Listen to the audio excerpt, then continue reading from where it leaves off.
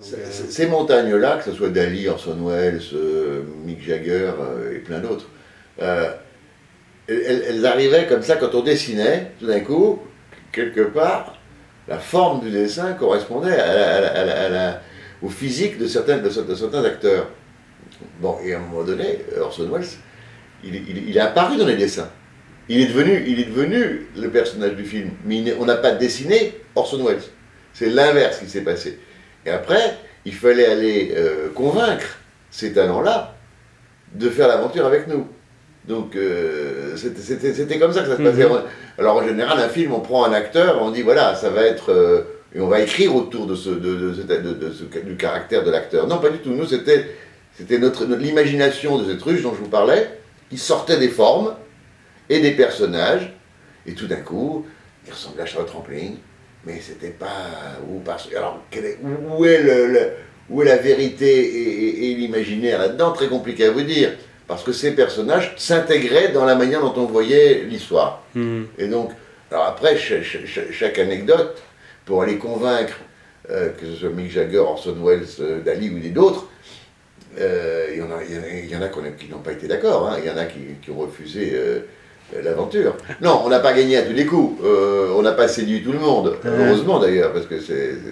Mais bon, les plus aventuriers, ceux qui n'avaient plus rien à... C'était aussi une prise de risque énorme pour eux de jouer ces rôles-là, que ce soit pour Dali ou Orson Welles, parce que ce n'étaient pas des gens extrêmement sympathiques. N'oublions pas que j'étais plutôt très antipathique. Mais quand vous avez certes réussi votre carrière, bon, dans votre art, et qu'on vous propose quelque chose d'extrêmement original, qui vous pose des vraies questions, les vrais artistes s'interrogent.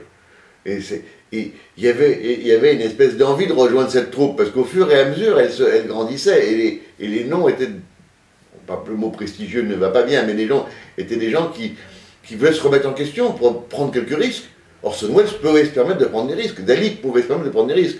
Un jeune comédien, on leur a dit de faire quelque chose comme ça, pas sûr qu'il aurait eu autant un jeune comédien connu, je ne parle pas d'un jeune comédien qui souhaitait non, il aurait probablement eu plus de freins. Donc là, il y avait quand même des gens qui avaient une formidable histoire derrière eux. Donc, oui, moi écoutez, je me souviens d'Orson Welles, je me souviens de Dali, je me suis fait trimballer dans la barcasse, de petite barcasse derrière son bateau, dans la baie de Cadaqués, de Poliégat pour être précis, puisque vous êtes catalan, je vais rester précis sur les détails. Bon, parce qu'il y avait toute une initiation avant de le rencontrer.